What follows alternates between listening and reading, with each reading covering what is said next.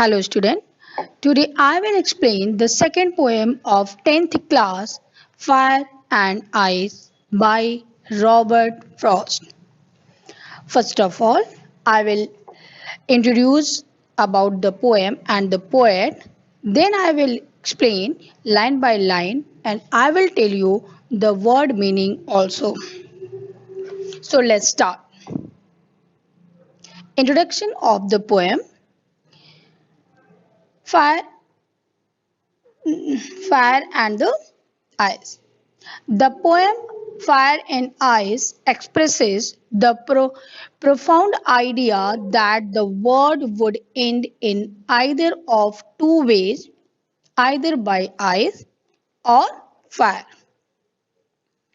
Both the components are compared with self destructing human emotions, hatreds, and desire.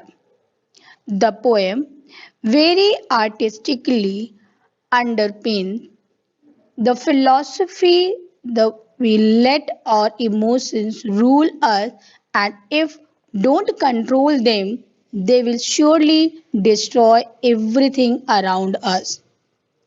Similarly, he thinks fire and ice both are just as the component in bringing the world to a catastrophic end. It was the introduction about the poem. Now I'm going to explain line by line the poem. So let's start.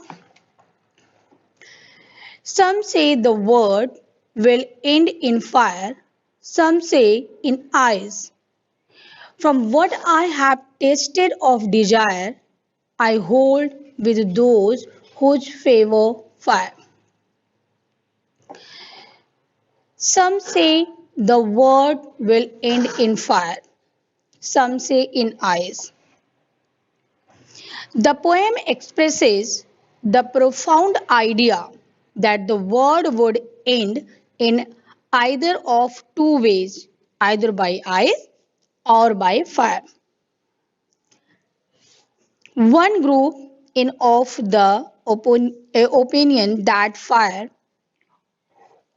somebody, the earth core will get so heated up that it would lead the fire destroying the earth's surface. On the other hand, the second group says that if the temperature goes down to an extent that makes life on earth impossible, it would have some catastrophic effect. The poet says that from what he is aware about fairy desire, he would favor the ones who say that it would be fire. So it was the explanation of the first stanza. Now I will tell you the difficult word desire. Desire means the strong feeling of wanting to have something or wishing for something to happen. Now I am going to explain the second stanza.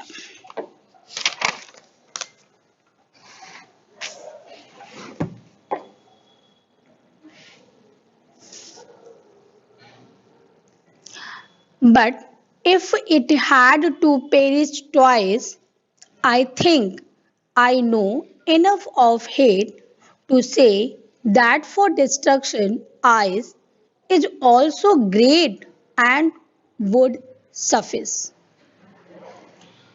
Then, by not waving off the first option of fire, he considered if the word had to expire twice, ice would be equally competent in ending it. He brings about a contrast between ice and hatred. The human capability of this insensitivity and hatred has the potential for inner destruction, though slow and steady. It has the same effect that desire has on us. So, if given an option between fire and ice, ice would be just as good as fire to destroy the world. It was the explanation of the last stanza. Now I will tell you the difficult word meaning. In that lines, the word perish means die, and suffice means be sufficient.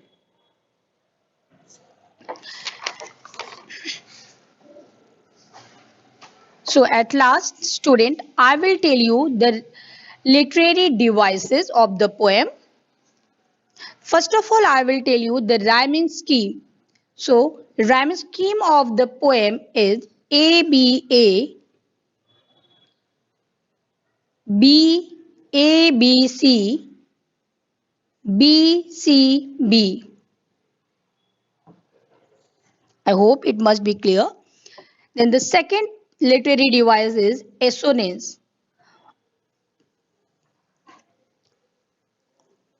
It is repetition of the vowel sound in the same line. The repetition is at different places in different words. For example, the long sound of O in I hold with those who favor fire. And the next literary device is alliteration. Alliteration is a repetition of a consonant sound at the start of two or more closely placed words.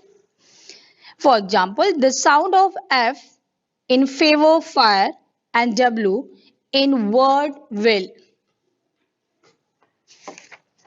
Next poetry device is anaphora. Anaphora is the repetition of a word or expression at the start of two or more executive line. For example, some say is repeated at the start of line first and second. Next literary form is personification. Personification is to give human qualities to inanimate object in the poem. Fire and ice are capable of destruction. Thus, the poet personifies fire and ice by giving them mind and power to destroy anything. At last, the, the enjambment. It is defined as the thought or clause that does not come to an end at a line break, rather it move over to the next line. For example, from what I have tasted of desire, I hold with those who favor line. So it was the explanation of the poem. Thank you.